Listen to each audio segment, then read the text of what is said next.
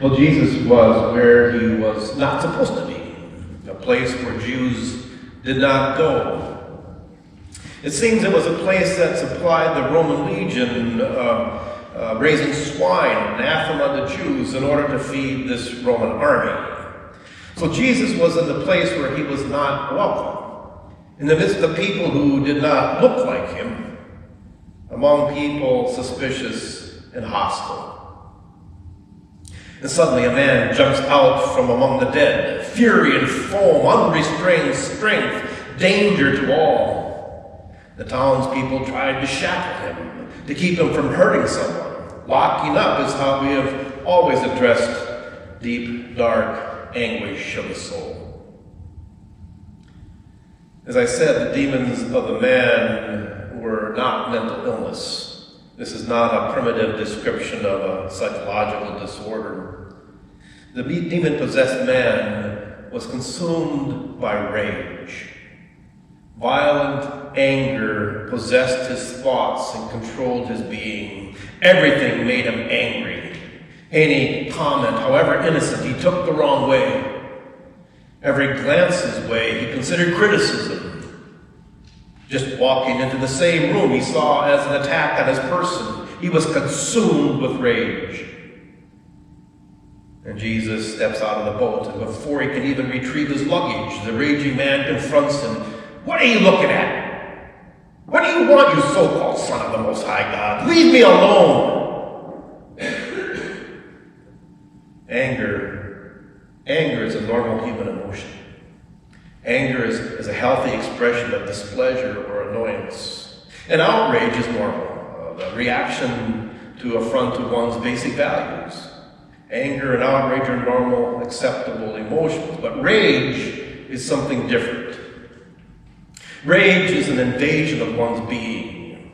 Rage is personality so consumed that one does not know how to live otherwise.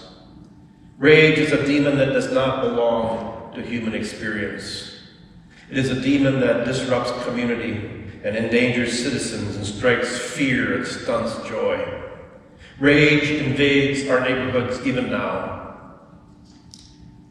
Except we use euphemisms like domestic violence and murder-suicide to describe it. We attempt shackles such as gun laws and protection orders, but the demon-possessed easily break the chains and rampage. We ban them from our attention, look away at their destruction, and confine them to the tombs of private matter or awkward silence. The demon of rage is too frightening for our preferred world of comfort and avoidance. But rage is an insatiable maw. Fear only feeds it. Withdrawal only makes more room for it. Silence gives it howl. A bit seasick from the voyage, barely upon shore, and Jesus is confronted with his demon rage. Jesus does not shirk, and Jesus does not recoil in fear. Jesus stands forth, not confronting, but being available to the raging man. And he calls out the rage. This anger, this rage shall not be. Jesus sees behind the raging demon, sees behind this demon a child of God. Jesus sees the possessing rage as an invasion of someone precious to God. Rage is spirit ache, a soul hurting beyond comprehension.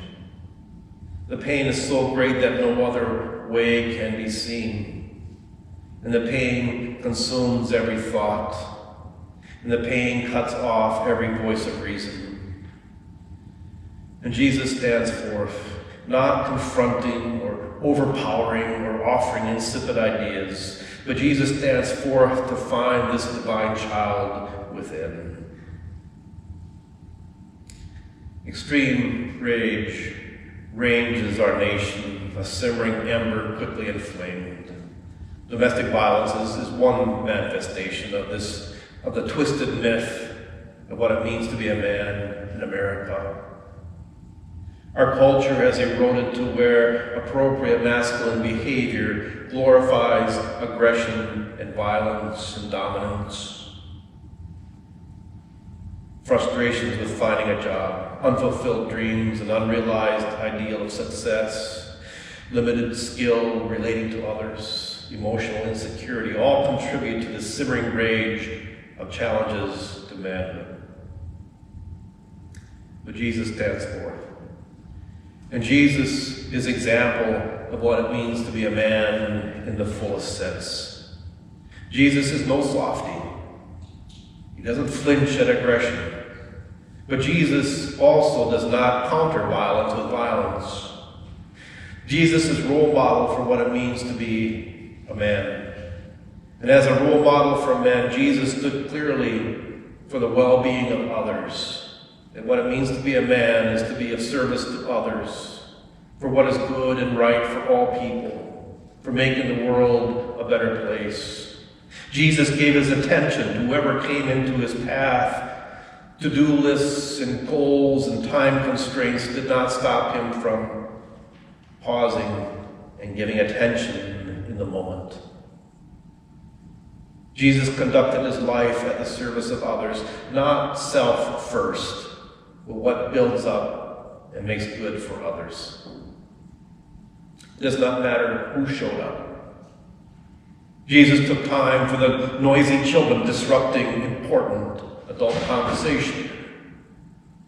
Jesus took time for a wallflower woman simply wanting to brush against his cloak. Jesus took time for a despised, lonely tax collector. Jesus took time for a rich young ruler asking advice. Jesus took time for a no-account, bottom-rung laborers no one noticed. Even made disciples of some. Jesus took time to care for people, give him his heartfelt attention, wanting to hear their stories and their concerns without jumping in with his own. And Jesus took responsibility. Jesus took on the challenge of correcting what has gone wrong, gone astray, of making right and setting straight. Jesus went out of his way, accepted the inconvenience and the extra work of doing what was necessary for the rest. Jesus tried to understand and see things from the other's perspective. He did not judge the woman at the well, but asked her to share her water and chatted a while. Jesus was generous with what he had, gave what others needed.